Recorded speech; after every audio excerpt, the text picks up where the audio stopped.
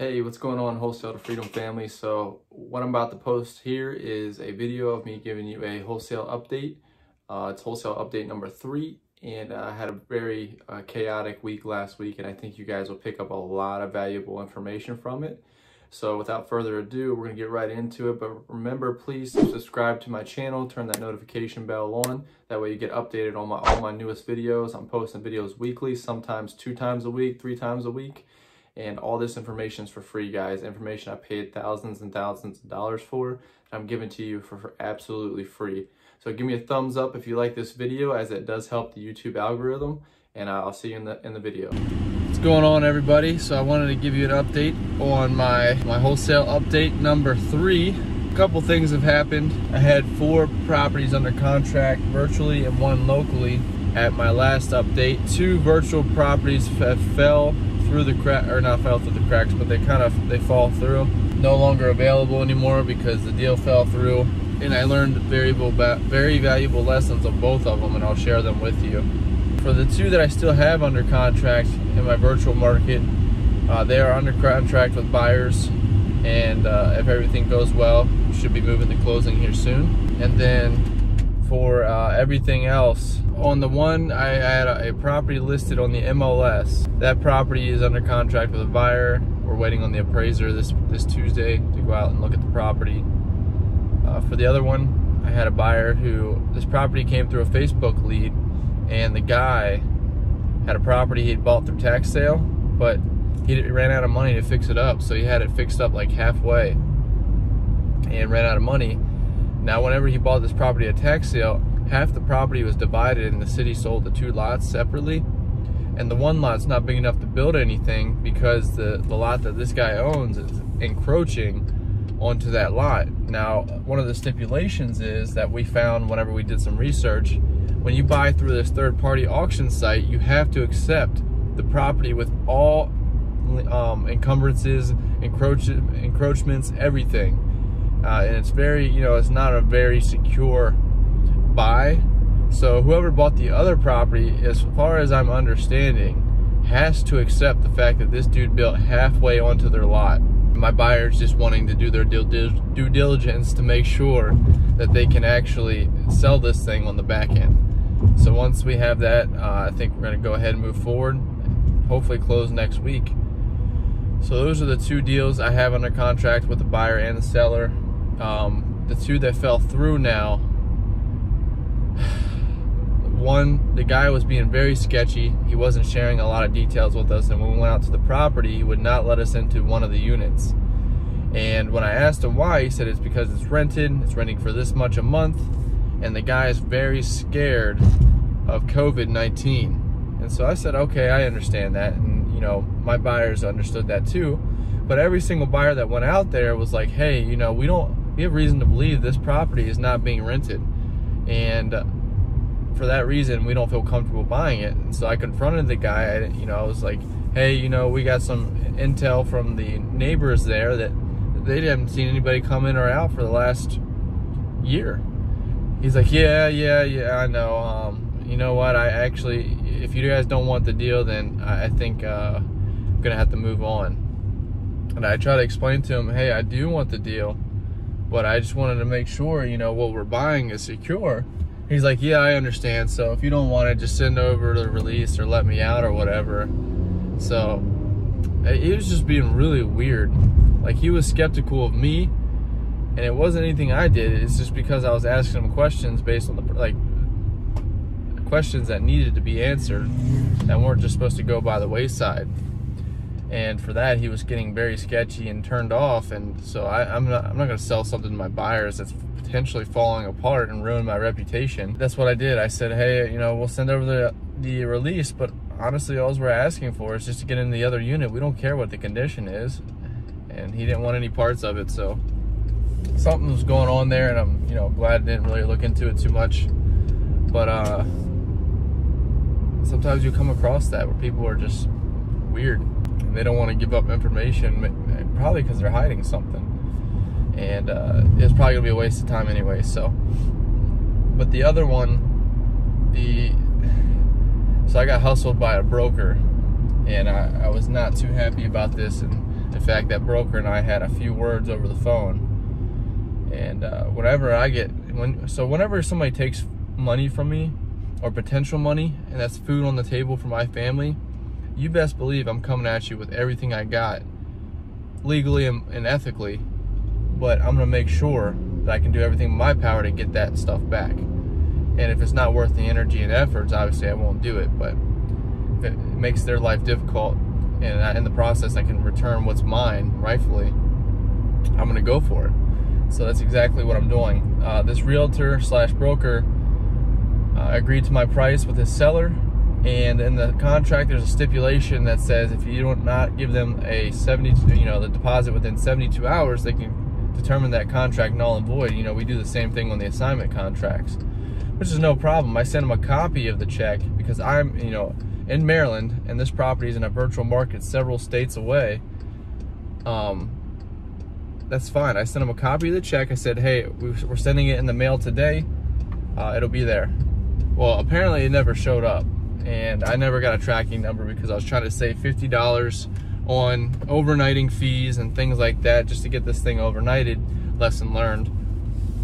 And I told him that. I said, hey, with COVID and everything going on, it might have got held up in the mail somewhere. And he's like, well, I never received it, so we're determining this contract null and void. And I had a ton of interest from my buyers.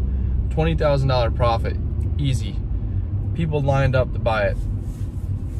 And this guy pulled some shady stuff on me, and I said, I never even got, he never reached out to me and said, hey, we never received the deposit. He did the same day. He said, hey, we didn't receive the deposit. When did you send it? I said, I sent it last week, the same day I sent you the copy of the check. And then I get a follow-up email. My sellers, or my clients, determining your contract null and void. I need you to sign this cancellation. We're gonna put it back on the market. So I called him up immediately as soon as I got that email, and I had it out with him on the phone, and he was not bugging at all. He was not budging at all. And so I said, okay, that's fine. I said, I hope the double commission was worth it. He didn't have to admit it, but I know he's double dipping or trying to get a higher commission, which I could have paid him. It wouldn't have been a big deal. But he never, shady people, man. And so what I did is I said, hey, if you don't, let us, I said, I'll overnight the check tonight. It's not a big deal. That's not the problem here. Obviously something else is going on. And he said, well, don't try to make it look like I'm doing something. And I said, well, then why don't you work with me? You already have a solid offer.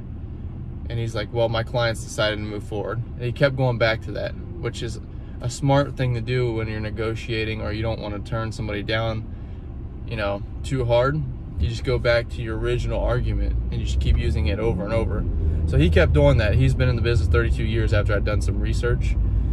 And he's like, yeah, my client just wants to move forward. He just kept going back to that same reason. And so for that, I couldn't really hold anything against him, but I know the underlying reason, and he was, being very shady about it. And so I said, okay, well, I'm gonna have to go to the board of realtors if we feel like we've been wronged in this situation, and I feel like it needs to be handled at a higher authority. And he said, okay. So that's what I'm doing. I'm complaining to the board of realtors. I called him up. I asked him if I had any, right to do that. And she pretty much sounded like I had a case against him legally too, because I never signed the cancellation agreement. And he relisted the property without me signing it. So technically he's relisting a property that's already under contract. So that's a big no-no in real estate.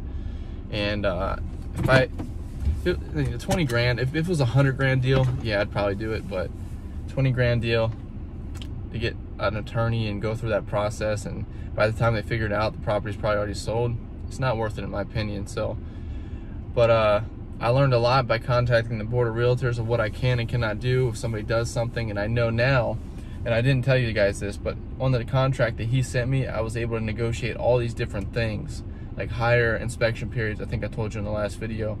A longer closing period, and the deposit amount cut in half. So because he was allowing me to do that, I thought maybe he wasn't a savvy realtor, and so I didn't really think about it too much whenever I saw on there that the broker was going to hold the deposit, and I didn't think anything of it.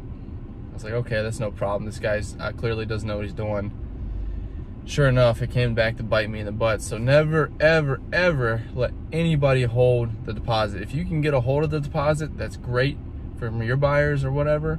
But if you're ever putting a deposit down on anything, send it to the title company. Don't send it to nobody else. Nobody. I don't care. Just send it to the title company, because they have to be honest. They're an independent third party. And I learned my lesson. So I wanted to share that with you all. You know, I was pissed. That day I was pissed. And like I said, I let them have it on the phone. I'm giving them hell now, and I'm gonna make life miserable for them as long as I can, as long as I have a foot in the door. So, and it's not just to be like, I don't want you guys to think I'm just trying to harass them just for the sake of him screwing me over. No, you know, it's potentially food on the table for my family, and so I'm gonna do everything I can to get that back. And if that involves him being inconvenienced, I'm all happy for it. So, I mean, what would you do if somebody took that money from you? Anyways. But the one local deal that I had left, I closed that deal, and you guys may or may not appreciate this, but I did like a charity wholesale almost. The lady ended up owing 12 grand more than what she had originally thought from credit card bills and a second mortgage. And that, you know, my wholesale fee being like $8,600, obviously the deal wasn't gonna work, so the money had to come from somewhere. And the realtor I work with, he's a really good guy, and he was willing to cut his commission in half. The seller even stepped up, brought some more money to the table to closing. And I was willing to give away all my commission, the $8,600, and walk away with nothing. But the realtor said, no, I got you covered. And he pretty much paid me my commission of $1,600, went down from $8,600. So that's why it's key to have like good business relationships, because people will do that for you. And part of giving, guys, is receiving as well. And if you watched or read The Go-Giver, it talks about that. A lot of people block out the ability to receive these blessings that are, you know, bestowed upon them. Because have you ever had somebody who said likes to give stuff to people, but they never want to receive anything? They're like, no, don't worry about it. Don't worry about it. No, you don't have to give that to me. Don't pay me. You know, I'll say that same thing too, because I do mean it. But if they insist on giving me something, I'm not going to deny them of that right to give me something, because that blocks the chain of giving, and you're cutting yourself off from potential opportunities. And so I said, hey, I don't expect you to do this. I'm not going to ask you until I ask the seller what she's able to do, and it's exactly what I did. And, you know, behind my back, he kind of went to the title company and said, I'll cut my commission in half, and I'm not upset about it. You know, I was very appreciative.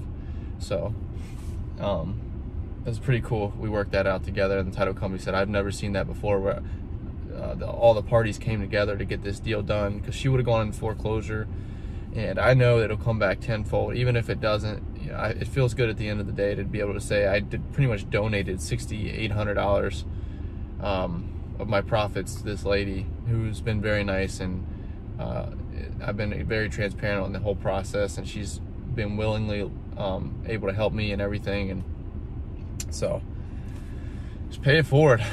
And that was, you know, I wanted to close it off on a good note. And so I did have some inconveniences, and I got kicked in the nuts a lot last week, but at the end of the day, I was able to do that for the seller, and that still feels pretty cool. It doesn't feel cool in my paycheck or my, you know, wallet, but I know it'll pay off. And so I hope you guys gain knowledge from me. I hope you appreciated this video. If you like anything you heard today, please give me that thumbs up, as it helps the YouTube algorithm and my channel. And also, please subscribe down below to my channel, as it does help me, and turn the notifications on, as it helps me put out videos for you guys in a timely manner. So that way, as soon as I put them out, you guys can get notified. And if you're in a deal or something that video might solve your problem, you can get that instant. And I've got a whole wholesaling playlist I'll put at the end of this video. You can check out that, and I got a ton of free information on there. So that's what you'll get when you subscribe to my channel, and I hope it helps. Any questions, concerns, put them in the comments down below, and I look forward to seeing you all in the next one.